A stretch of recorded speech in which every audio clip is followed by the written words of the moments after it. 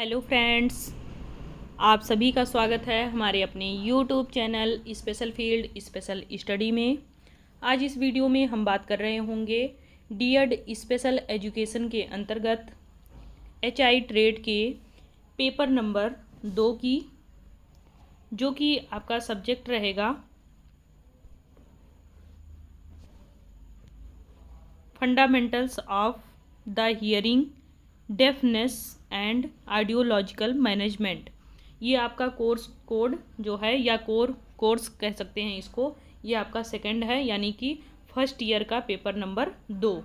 और ये हम प्रीवियस ईयर क्वेश्चन पेपर को सॉल्व कर रहे हैं। यहाँ पे आप देख सकते हैं सॉल्व्ड पेपर लिखा है, तो यहाँ इससे आप ये जानेंगे कि ये प्रीवियस ईयर क्वेश्चन पेपर है जो कि यहाँ पे आपको सॉल्व कराया जा रहा है।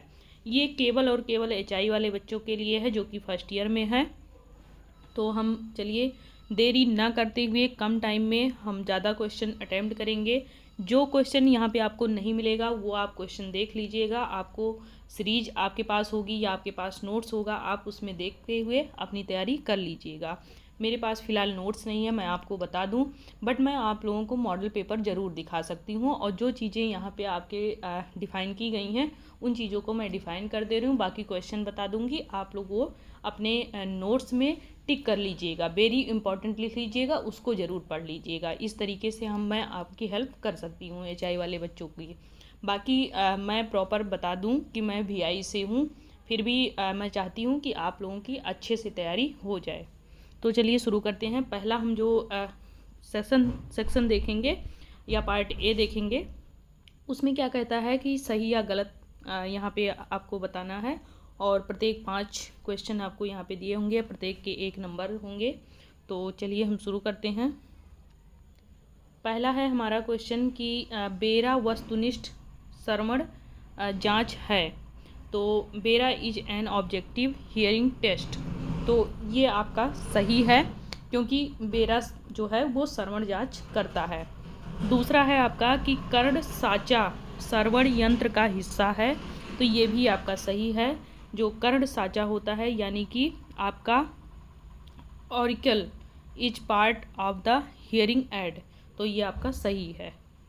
नेक्स्ट आपका क्वेश्चन हो जाएगा क्वेश्चन नंबर 3 कि एस्टेपीज जो है वो मांसपेशी अंतःकरण में स्थित होता है। तो ये आपका यहाँ पे गलत हो जाएगा। स्टेपीज जो है वो आपका अंतःकरण में स्थित नहीं होता है। दूसरा हम नेक्स्ट क्वेश्चन नंबर बात करेंगे 4 की कि कॉक्लियर इम्प्लांट सीधे श्रवण तंत्रिका को उत्तेजित करता है। तो ये भी आपका गलत हो जाएगा। ये सीधा जो श्रवण तंत्रिका है जिसको हम क्या बोलते हैं ऑडिटरी, इसको ये डायरेक्ट नहीं भेजता है, तो इसलिए ये आपका क्वेश्चन गलत हो जाएगा। आगे बात करेंगे क्वेश्चन नंबर 5 की कि बाह्य कर्ण नलिका में मेल की वजह से चालकीय श्रवण ह्रास होता है। Damage to the outer ear canal cases conductive hearing loss. तो ये आपका सही हो जाएगा। थोड़ा सा मुझे आइडियोलॉजी है या फिर हियरिंग इम्पेयरमेंट के जितने भी सब्जेक्ट हैं मुझे ज़्यादा नहीं पता है, बट मैं चाहूँगी कि आप लोगों को जो कुछ जानती हूँ वो समझाने का प्रयास करूँगी। और अगर नहीं भी समझा पाऊँगी तो कम से कम आपको स्क्रीन पे क्वेश्चन देखने को मिल जाएगा, और वो क्वेश्चन से आप आंकड़ा लगा सकते हैं कि कौन से क्वेश्चन हमारे जो प्रीवियस ईयर क्वेश्चन में पूछे गए थे, तो वो आने की संभावना भी रहेगी और हमें आगे भी ये मिल सकता है। तो इससे आप क्या करेंगे, अपने नोट्स में निशान लगा लेंगे कि ये मोस्ट इम्पॉर्टेंट है, इसे हमें पढ़ना ही है। आगे हम बात करेंगे बहुविकल्पीय प्रश्न की। तो यहाँ सभी प्रश्न अनिवार्य होगा। आपको 4 प्रश्न दिए गए हैं और 1 मार्क्स मिलेगा आपके प्रत्येक प्रश्न के लिए। तो पहला यहाँ पे क्वेश्चन है कि मध्य कर्ण में हड्डियाँ होती हैं। तो मध्य कर्ण में आपकी कितनी हड्डियाँ होती हैं ये आपको यहाँ पे बताना है। तो यहाँ पे आपके 3 हड्डियाँ होती हैं, मालिकस, इनकस और स्टेपीज। ये कान में 3 हड्डियाँ होती हैं। तो यही 3 हड्डियाँ आपके मौजूद भी होती हैं कान में। तो ये चाहे मध्य में हो या आपके कहीं भी हो, पूरे कान में जब 3 ही हड्डी है तो वो आपका मालिकस, इनकस, स्टेपीज जो है वो आपका यहाँ पे भरा जाएगा। मध्य कर्ण में 3 हड्डियाँ होती हैं, ये ऑप्शन आपका सही हो जाएगा। नेक्स्ट क्वेश्चन नंबर आपका दूसरा हो जाएगा कि सौम्य श्रवण ह्रास की सीमा होती है, यानी कि जो हम सामान्य यानी कि माइल्ड हियरिंग लॉस जो होता है उसका रेंज क्या होता है, ये हम यहाँ पे जानेंगे। तो माइल्ड का यहाँ पे जो होता है वो 26 टू 40 डेसिबल होता है। तो ये आपका यहाँ पे सही हो जाएगा ऑप्शन नंबर बी, 26 से 40। नेक्स्ट क्वेश्चन नंबर आपका 3 है कि विद्युत शक्ति को ध्वनि शक्ति में परिवर्तित करने वाला श्रवण यंत्र का भाग कहलाता है। तो यहाँ पे श्रवण यंत्र का जो भाग वो है वो क्या कहलाता है, तो वो रिसीवर कहलाता है। आपका ये ऑप्शन सही हो जाएगा। अगला है क्वेश्चन नंबर आपका 4 कि जन्मजात श्रवण दोष का कारण है। तो जन्मजात दोष का यहाँ पे क्या कारण हो सकता है, तो यहाँ पे आप देख सकते हैं पहला है आपका रूबेला, दूसरा है प्रेसबायोसिस और तीसरा है आपका ऑटोटॉक्सिसिटी और डी है आपका आटोस्क्लेरोसिस। तो यहाँ पे आपका ऑप्शन नंबर ए सही हो जाएगा, रूबेला। आगे हम बात करेंगे क्वेश्चन नंबर सेकंड की। यहाँ पे पार्ट ए बी जैसे होता है इस तरीके से नहीं दिया गया है। तो यहाँ आपके एक शब्द में या एक वाक्य में उत्तर देने हैं, तो सभी प्रश्न भी यहाँ पे आपके अनिवार्य रहेंगे। प्रत्येक प्रश्न के लिए 1 नंबर मिलेगा। 9 क्वेश्चन हैं आपके।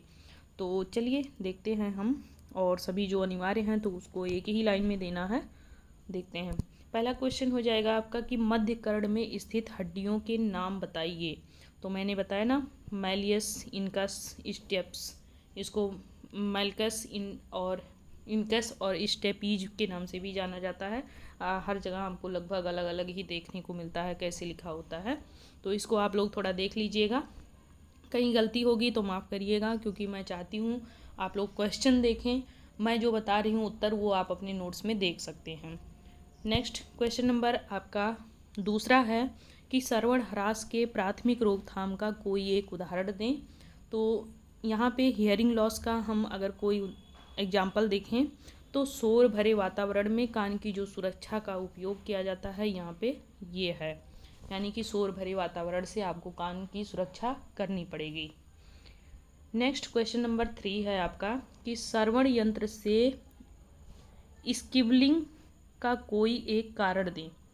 अब ये स्किबलिंग क्या होता है, ये होता है खराब फिट या अनुचित प्रबंधन सेटिंग के कारण ये प्रतिक्रिया होती है।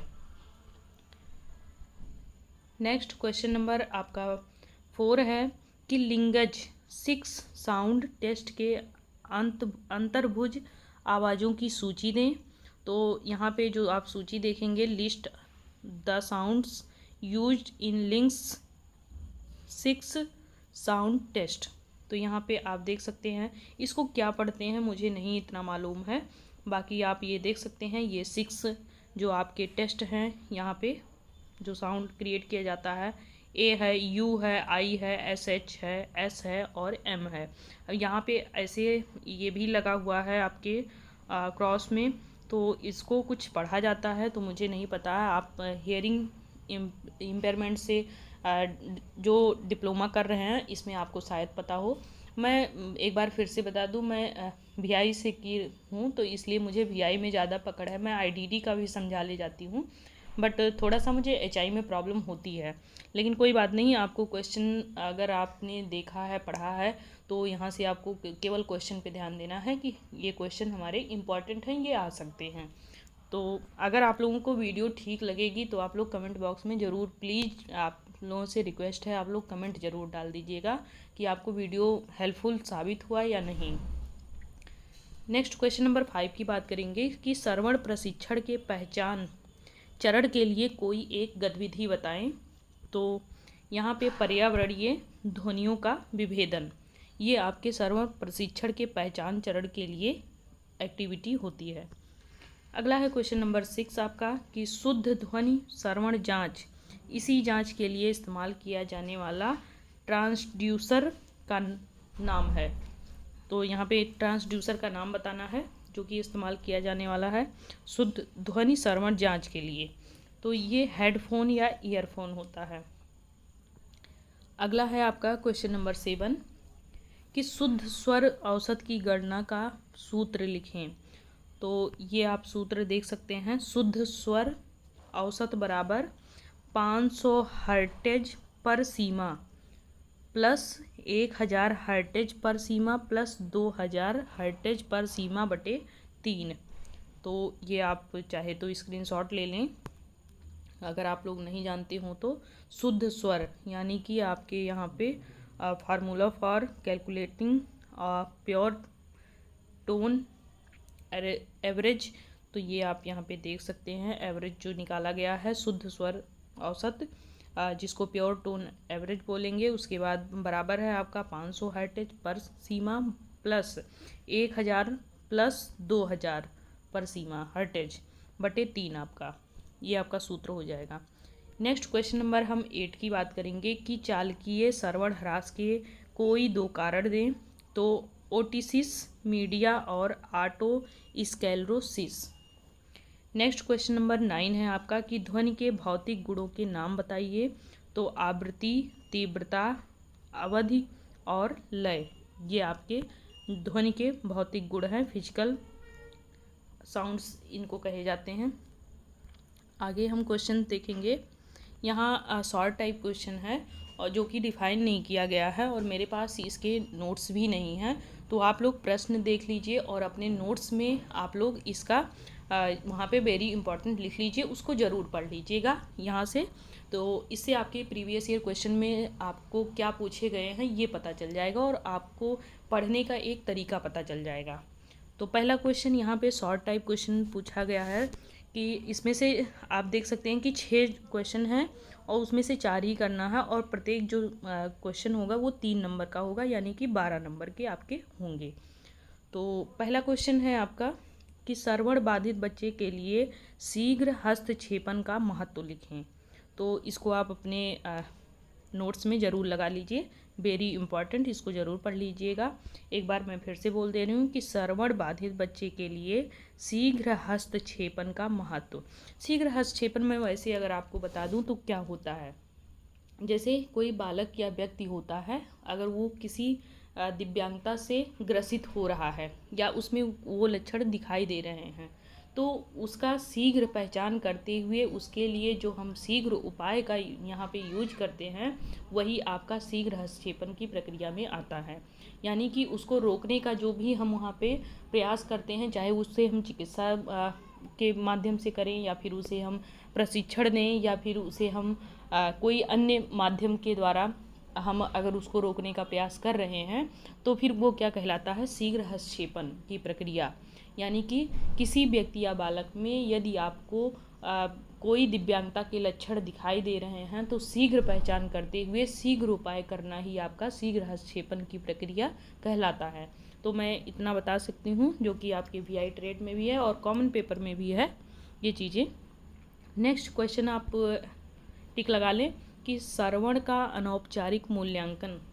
तो श्रवण का अनौपचारिक मूल्यांकन कैसे होता है ये चीज़ें आप देख लीजिएगा, इनफॉर्मल असेसमेंट ऑफ हियरिंग, तो ये चीज़ आप वेरी इंपॉर्टेंट में लगा लें। तीसरा है आपका क्वेश्चन कि इसमें कॉक्लियर इम्प्लांट क्या होता है। तो कॉक्लियर इम्प्लांट के बारे में इसमें पूछा गया है। चौथा क्वेश्चन है कंडीशन या प्ले आइडियोमेट्री, तो ये आप लगा लीजिए इम्पॉर्टेंट में। उसके बाद आप 5वां क्वेश्चन लगा लीजिए कि समूह विवर्धन उपकरण क्या होता है। और नेक्स्ट 6वां क्वेश्चन स्पीच बनाना, ये भी आपसे पूछा गया है इसमें। तो 6 क्वेश्चन हैं, इन 6 क्वेश्चन में से आपको 4 ही क्वेश्चन करने हैं और इन 4 क्वेश्चनों में आपको क्वेश्चन सारे दिखा दिए गए हैं। आप ये सभी क्वेश्चन एक बार ज़रूर देख लीजिएगा अपने नोट्स में। नोट्स तो आप लोगों के पास होंगे ही, नहीं है तो आप स्पेशल फील्ड स्पेशल स्टडी पर जा कर के वहाँ से आप डाउनलोड कर सकते हैं, बट वो पुराना नोट्स है। नया नोट्स इस जो बुक है इसके द्वारा हम करा रहे हैं इसका नहीं है मेरे पास, सॉरी इसके लिए। बाकी मेरे पास सभी का है। फर्स्ट ईयर आपके VI का मिल जाएगा, HI का छोड़ करके IDD का मिल जाएगा और सेकेंड ईयर के सभी पेपर मिल जाएंगे। तो चलिए नेक्स्ट हम देखेंगे यहाँ पे अगले प्रश्न पार्ट 4 की, जिसमें आपको 4 क्वेश्चन दिए गए हैं और नहीं 6 में से आपको 4 क्वेश्चन करने हैं यहाँ पे, और प्रत्येक प्रश्न आपका 8 नंबर का होगा। और सॉरी, एक क्वेश्चन करना, ये ऊपर का ही दिया गया है यहाँ पे। इसमें कुछ पेपर में थोड़ा सा चेंजेस रहता है ना, समझने में दिक्कत आती है। नीचे हम देखेंगे, कोई एक का उत्तर देना है आपको, यहाँ पे 8 नंबर का है आपका। तो पहला प्रश्न यहाँ पे आप देखेंगे कि श्रवण बाधिता की परिभाषा यहाँ पे लिखें, विविध पहलू पर आधारित श्रवण दोष के वर्गीकरण पर चर्चा करें। तो ये चीज़ आप देख लीजिएगा, अगर आपके पास पार्थ पब्लिकेशन की बुक है तो वहाँ आपको ये पेज संख्या 105 पे मिल जाएगा, अगर 1 वीक सीरीज है तो। अगला क्वेश्चन जो दिया गया है वो दूसरा वाला ये दिया गया है कि साफ नामांकित आकृति सह श्रवण यंत्र के भाग व कार्य स्पष्ट कीजिए, व श्रवण यंत्र की देखभाल व रख रखाव के बारे में भी आपको चर्चा करनी है। ये भी अगर पार्थ पब्लिकेशन है तो संख्या 129 पे मिल जाएगा। तो इसी के साथ में आपका ये पूरा पेपर ख़त्म होता है। एक मिनट, अभी तो पेपर ख़त्म नहीं हुआ, अभी और भी क्वेश्चन है, और भी देख लीजिए। ये मुझे थोड़ा सा पेपर कम समझ में आ रहा है, तो आप लोग इसके लिए परेशान मत होइएगा कि मैम कुछ गलत बता रही हैं। आप इसकी तरफ मत ध्यान दीजिएगा, आपको क्वेश्चन से मतलब है कि क्वेश्चन क्या पूछे गए हैं, इसी पे ध्यान दीजिएगा।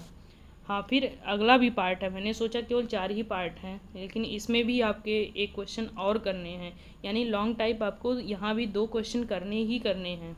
वहाँ ऊपर आपके 2 प्रश्न दिए गए हैं, उसमें से एक करना, फिर यहाँ पे आपके 2 प्रश्न दिया गया है और एक क्वेश्चन यहाँ भी करना, और ये 7